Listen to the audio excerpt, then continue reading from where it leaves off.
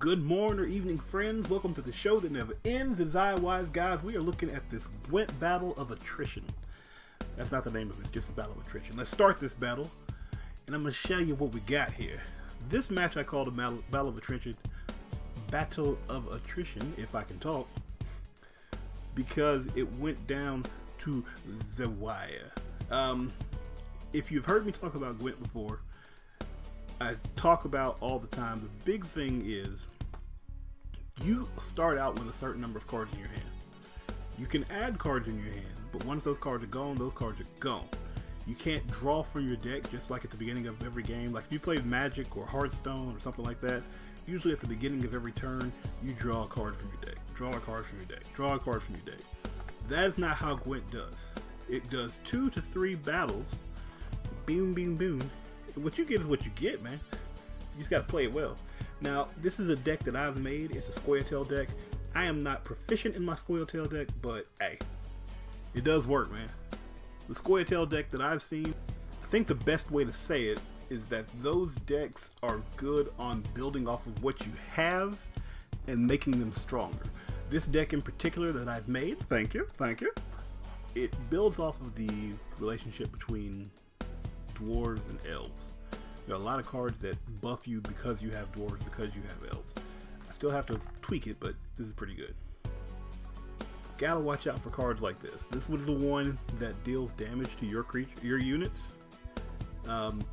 if it's on board and if they're nearby. Now I can just not put stuff up there on that row, but if I want to keep things going, I might want to find a way to take that out. You always have to be on the lookout on whether it's better to, like I can leave that card there. When it explodes, it'll do nothing because there's nothing nearby. That's fine. But if I want to control that and not want to let him dictate how I play, I may want to figure out how to get rid of that card. Could have used that one that dealt 7 damage, but that's just stupid. I'm going to put Resilience there. I wanted to put Resilience on my leader, but I cannot do that. So I had a choice to put it on his Spy or put it on his Exploding card. It's stupid to put it on his Exploding card because it's going to kill itself in the next couple turns. So it won't be there at the next turn or the next round. I keep it on his Spy, so if nothing else, I'm going to start that round off with 2. But we're looking alright. It's not perfect, but we're doing alright. I think now would be a good time to get rid of that so I can free up my space though.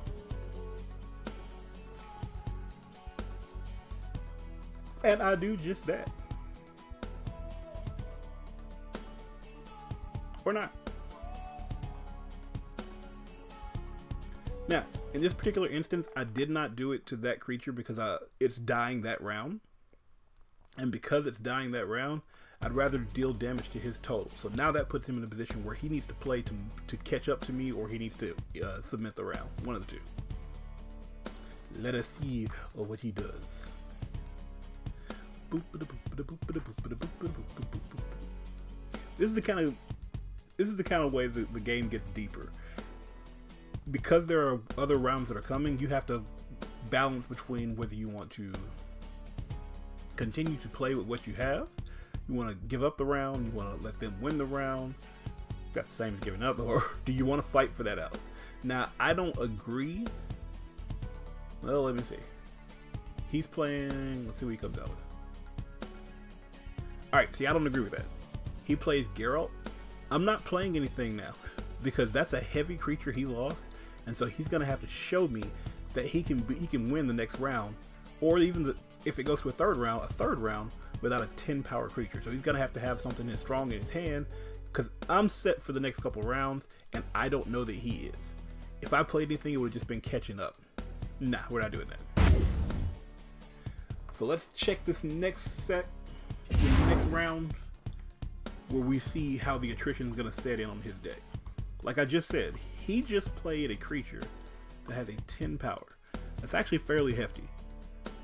That means that, and it's a gold card, which means it's going to be kind of difficult for him to catch up. Now I have a Geralt in my hand, he doesn't know that. But I know for a fact that he's missing a power card out of his deck. So now all I got to do is outrun him for the third round.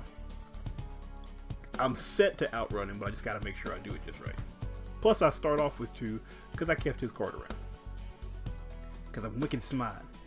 I like Resilience. Resilience is really good, and I'm probably going to run more decks for the Resilience when I get into this. But right now, the Scoia'Tael has my heart because it reminds me of some old Magic combos. What we got? Boom! Dealing damage. I really like that card because when you play it, not only do you deal damage to their side, but you get a boost if that creature doesn't die. If I can do it to a creature that I know is going to die the next round anyway, oh, that's just even better. But there are cards I have that can deal, like there's one, I can't remember what the name of it is, but it deals 2 damage to up to 8 units on your opponent's side. Fantastic. So I can buff my creature, make his creature weak, and then get rid of it the next turn. Also, I'm going to continue to say creature. It's not because I'm trying to disrespect this game, I'm just used to saying creature. I started off playing Pokemon and Magic and that kind of stuff, so I'm used to a certain vernacular that may not still be present with this deck. Get slapped in your face. In your fizzle. I do not like a couple of things with Gwent. I don't like that I can't play friends just yet. Hopefully they fix that. I also don't like the way the game, it doesn't, I think too early it locks you into your choice of what card you play. A little too early, because sometimes I get close to playing stuff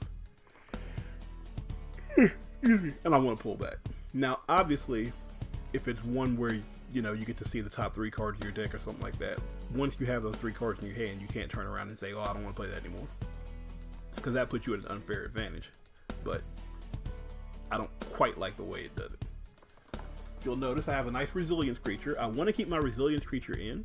I also want to buff my Resilience creature. The reason I want to do that is because it's going to keep the buffs for the next turn.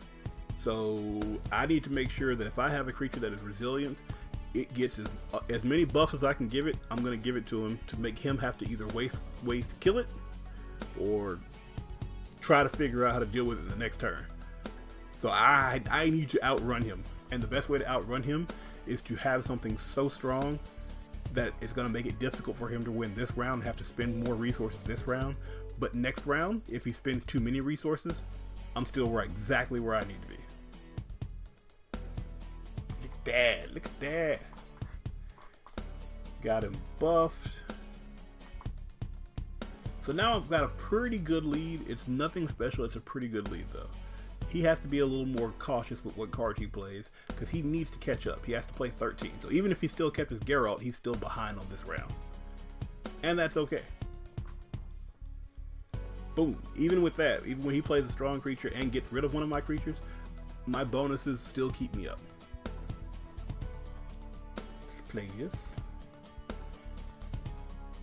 I really don't like dealing 7 damage. I'd rather buff my creatures more. I hope I picked that. No, I didn't pick it. I really like Swallow in this deck. Particularly because in playing Swallow, I can, with my creatures with Resilience, I can buff him +8. And if he doesn't die, then he's +8 next turn too. Again, very underrated. No, don't touch him. So now I'm in trouble. He's up around. He's got double my score. He's still dealing damage. And I have to beat him. I have to win this round. I understand why he's trying to outrun me now. But not only do I have to win this round, but I have to make sure that I'm going to be better next turn. Now there's something I'm relying on, but I'm trying to hold that till as long as possible. Not to mention, I know that I still have my Geralt of Rivia. So no matter how high he scores, he needs to be up at least 10 or I'm going to beat him this round. Guaranteed. Guarantee. But I don't want to play Geralt until late in the game. Or now. That would be bad if I play him now. But particularly because after playing Geralt, if he's still up, that's better for me because Geralt gets a bonus. But if it doesn't work, it doesn't work. We'll see. We got a nice little turn here. That's a very smart play by him. Now at this point, I know Geralt's not going to get the bonus. I also see he's down to 2 cards. I'm down to 3 cards. This is not the best position to be in the world. I really need to get rid of his creature there. That's a good play. to be able to lock up his creature, to toggle the lock and lock up his creature, so that way it doesn't kill itself and take out some of my stronger creatures to begin with. Not to begin with, but in the process. And he's only up by 1. Now decoy was really good there, because that let him put in some pretty good work here. I respect it.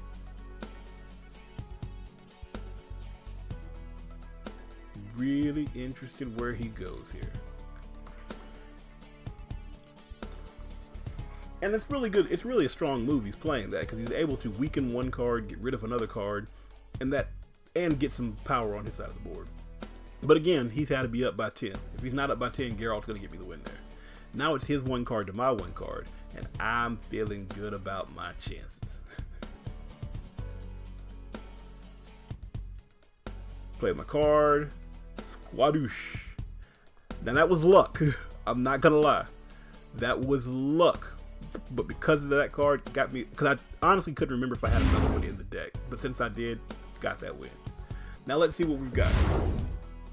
We both draw 1 card at the end here, which is very important. We both draw 1 card, so I've got to outrun him by just that 1 card. Whatever my card has to be stronger than his. However, because I have that creature that had resilience last turn, I start off with a +10. And because I got my card here, my Royal Decree, I get a gold card. I know I have my dragon in the deck, and what my dragon does gives him plus power just because I have a dwarf. So boom, not only do I get the dragon with the 7 plus that extra 1, but I already have that 10.